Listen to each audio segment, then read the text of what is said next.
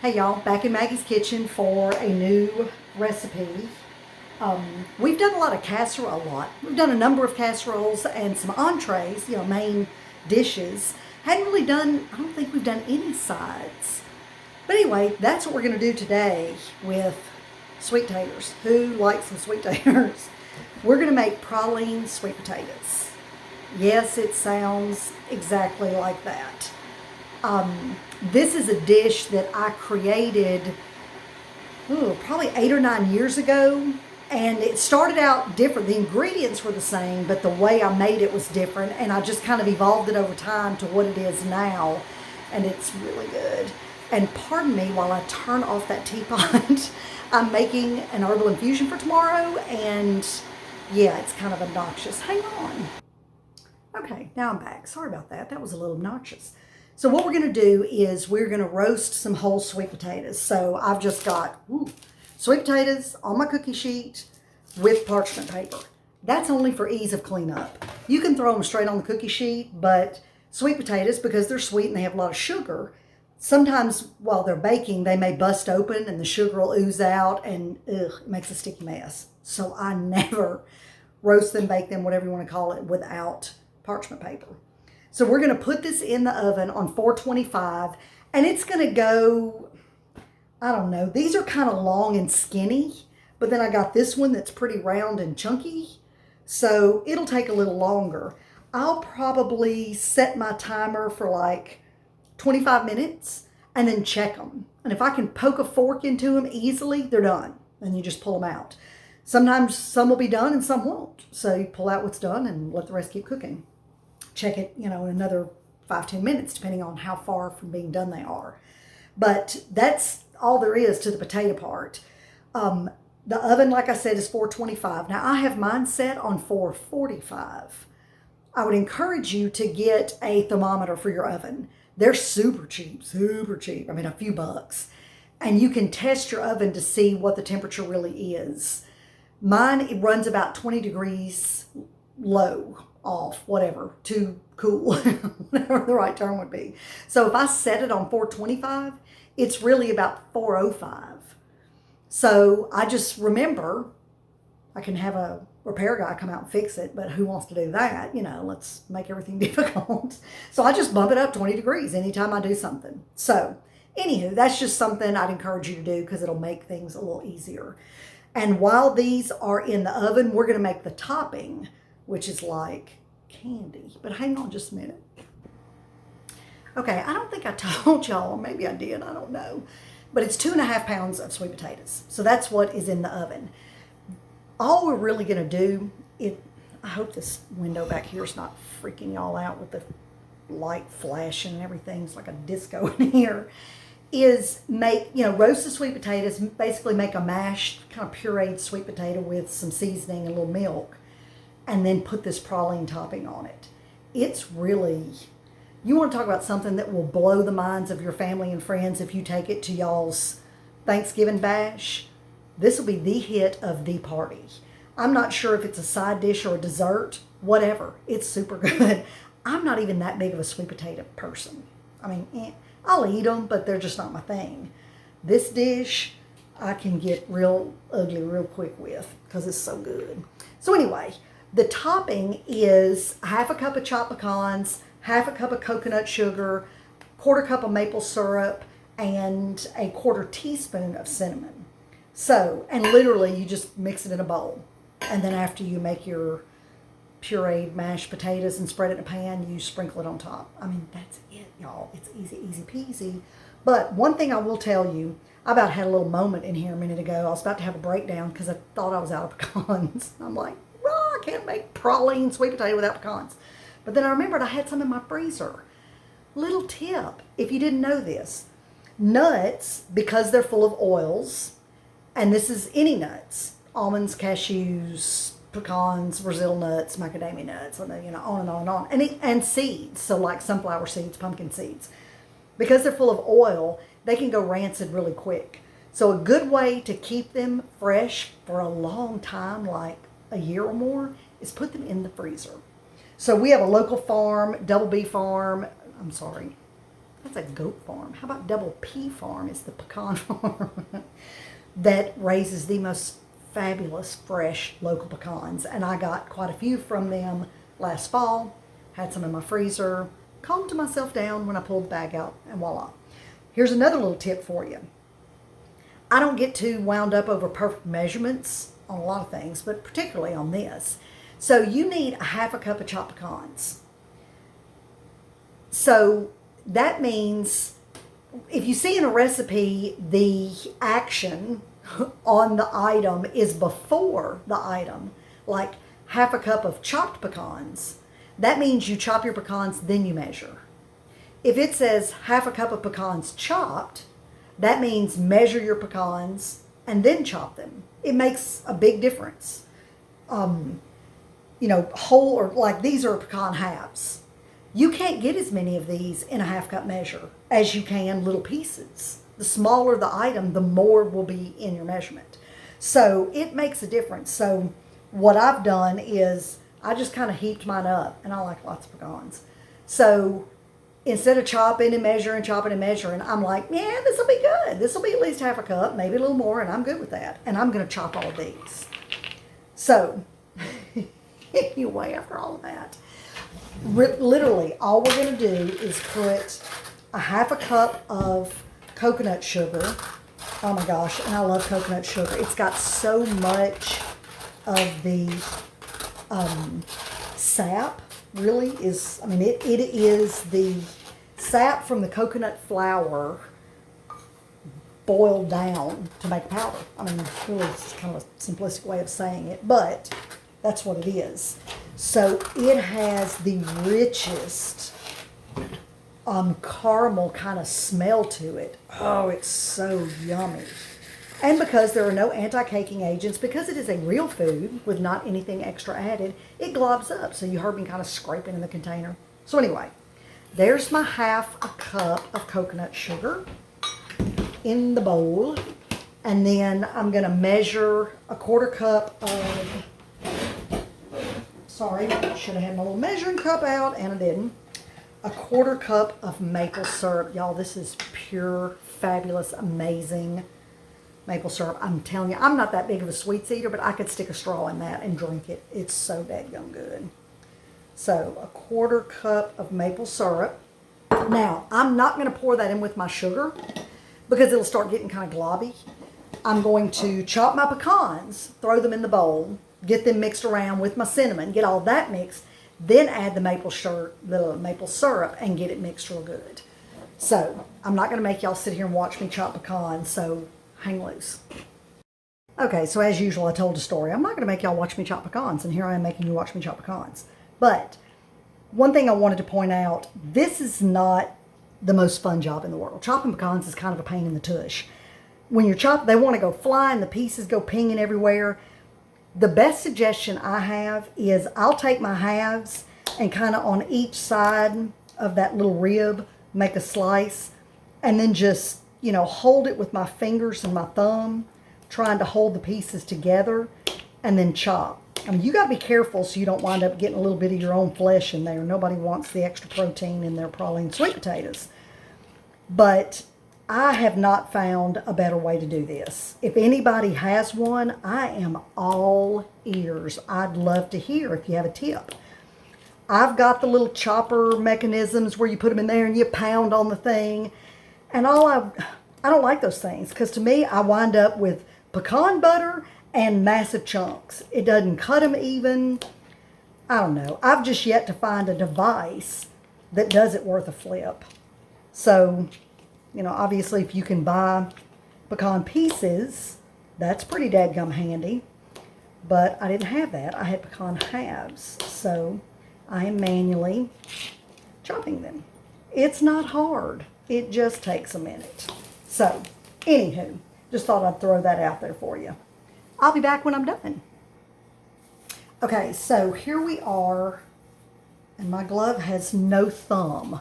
Check that out. Goodness. Okay, cheapo depot gloves. Let's try this again. All right, so I've got my half a cup of pecans, my half a cup of coconut sugar, my 1/4 teaspoon of cinnamon. Golly, why can't I get the glove on? And a 1/4 cup of maple syrup. So I just, like I said, I like to kind of mix this around, get the dried part mixed together good, and then drizzle in the maple syrup and try not to drool all over yourself because, my word, it's so tasty. And this is, like I mentioned, this is the real deal. This is grade B, which is better than grade A, believe it or not. Grade B maple syrup from Maple Valley Co-op, which is a co-op of maple farmers up in the north. Look at that. So this is your praline topping.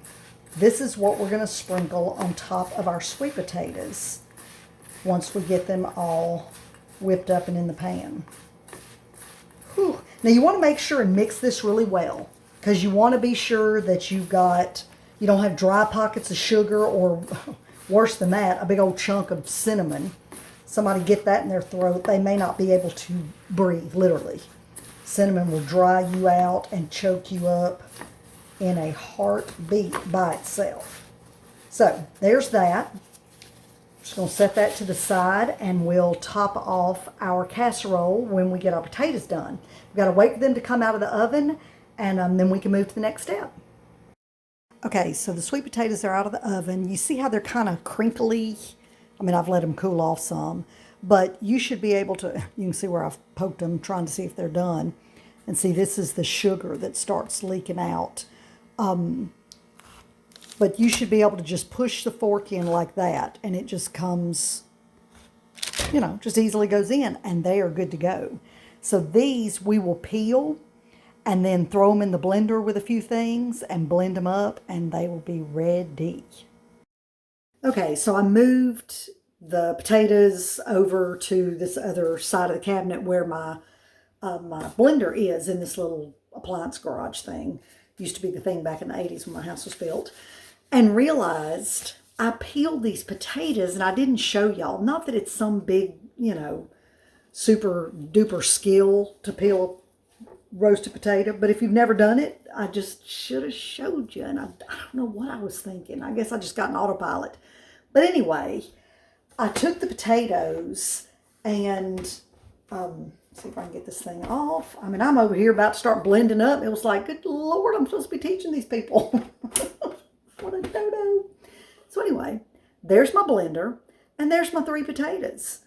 So when you roast them, and you saw just a minute ago how the skin's kind of all wrinkly, and I was going to try and pull these out and just hold one up for you, but they're jammed down in there because I was throwing them down in there like a ding dong. But anyway, the peel just peels right off. I mean, I just, with my hands, just peel them all off. The one thing you want to be watchful for is on the 2 ends of a sweet potato. Some of them are kind of round, but a lot of them are a little bit pointed. On the ends where root had come out, I mean, it is a root, but longer kind of tap roots had come out of them, there'll be a little bit of a little hard chunk. Little bitty, but it's just hard. You want to make sure and pull that off. So just check those 2 ends. If you have any dark spots, like you see those, like that, I don't know, there's a reflection. There's nothing wrong with that. That is just the sugar all caramelized in the potato from the roasting. You don't want to peel that off. That's good stuff. So, sorry, I should have included that. I don't know what I was thinking. But anyway, so at this point, after your potatoes are roasted and cool enough that you can peel them, throw them in your blender. You can do a food processor if that's all you have, but a blender will make them creamier. They'll still be a little, not really chunky, but not as pureed and smooth with a food processor as with a blender. So to this, we're going to add a 1/4 cup of milk. I've got whole milk. Again, my fabulous raw East Texas drove 7 hours round trip to get it. I know, call me crazy, but hey, it's good stuff. You can do these dairy-free. I do them dairy-free all day long at the restaurant. I have used coconut milk, oat milk, and almond milk. they all three work just fine. So feel free, if that's what you need to do or prefer to do that. Then we're going to add a half a teaspoon of ground cinnamon. It's my ground cinnamon. Just going to kind of sprinkle that around. And then you want a half a teaspoon of salt. And remember, good pink Himalayan out of my 2,000-year-old Tupperware salt dispenser. Oh, some of y'all, I'm sure this is older than probably most of the people watching this video. But anyway, I don't think Tupperware makes those anymore. So now what we're going to do is puree this in the blender. I have a Ninja that's got, all these little foo-foo buttons on it, and one of them's puree. So I'm going to run this for probably 2 or 3 minutes to make sure it's just super duper creamy. I'm not going to do it and make y'all listen to it because it's really loud and irritating. But whatever kind of blender you have, you want to just keep running it until it's really smooth and pureed. You may have to get a spatula and kind of scrape down on the sides to get it all in there, but usually it goes pretty good. So I'm going to stop this, puree this, and I'll be right back. Okay, I ran this for 1.5 minutes, so it doesn't take long. Now we're going to take this is basically baby food. You have just made your very own baby food. But wow, is it good. Now, I am the don't waste a single stinking, even itty bitty, teeny weeny little drippy drop of anything. So I'm going to sit here with this spatula and make sure I get every bit off the blade and out of the blender body well, whatever you want to call that thing. And this is something, if you're in the process of building your kitchen utensils and tools and that type of thing, I really recommend a Ninja. I have this one at home. I have one at the restaurant. Use the heck out of them. And these suckers just go and go and go and go and go. So I think it's a great brand. And I would really recommend if you're looking. There's other brands that are really good. Vitamix is a good brand, but they are high dollar. And I don't spend that much on something like that. But anyway, if that's you, go you do you and have fun with it. But I have found the Ninja to work beautifully. They hold up to even the volume and the beating we put them through at the restaurant. And they're great. So anyway, I would recommend them highly. Okay. So we're going to do this, kind of smooth it around. I've got my little Pyrex dish here.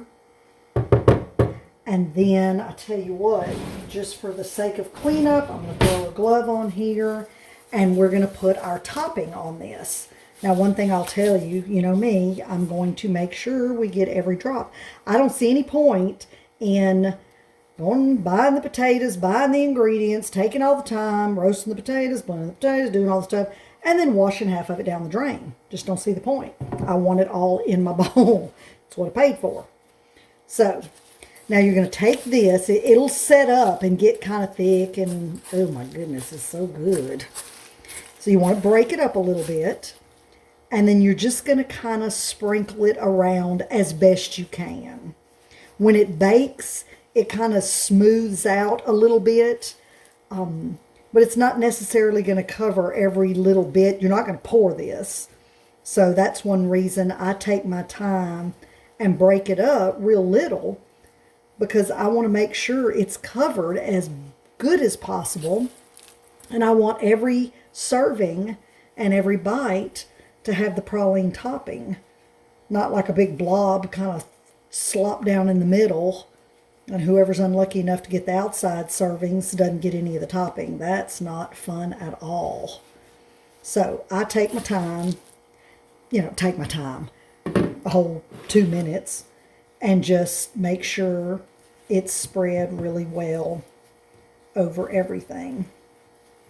And y'all have mercy, this is good. So I'm going to preheat the oven to 350. You know, you roast the potatoes at 425, so you really just turn it down, unless if you're going to prep it one day and bake it the next or whatever. 350 is where you want to bake it. And y'all, that's one thing. I've got the prep steps on the recipe like I always do. You know, things you can do ahead. You can roast the potatoes ahead, throw them in your refrigerator. You can mix up your topping. And I wouldn't put it in the refrigerator because it'll just get hard. And it's really tough to spread. Just set it on your counter. It ain't going to hurt. All this stuff is perfectly shelf stable. I mean, pecans, coconut sugar, maple syrup can sit on the cabinet for, you know, a few days or whatever without an issue at all. Doesn't that look yummy? I'm telling you, you won't know if it's a dessert or a side. And it could really go either way. Throw a little ice cream on that. Okay, now we're just getting crazy. So anyway, you can do that. You could actually pour up your milk, throw in your seasonings, and have those 3 pieces and throw them together. This is actually a dish that you can prep ahead the entire thing just like this. I have this handy dandy little snap-on lid. So when I'm doing meal prep and planning, I could do this whole thing on the weekend while I'm cutting up and doing other stuff, throw it in the refrigerator. And then the night I want to serve it, I get it out first thing out of the refrigerator so it starts warming up. You don't necessarily want to take glass and go refrigerator straight to oven. You can with a lot of it, but I just wouldn't. Let it get a little bit to room temperature, pop it in the oven. And then you talk about fast and easy to make an amazing meal quick on a weeknight. This will do it. So we're going to take this 15 minutes at 350 degrees and then dig in. It's so good. I'll come back for just a quick little peek when it comes out of the oven. But y'all, this one's the bomb. So hang tight. Okay, here we are out of the oven. It is hot and creamy with that crunchy topping. Praline sweet potatoes. Y'all are going to love it. Give it a shot. Let me know what you think. See you back here for the next video.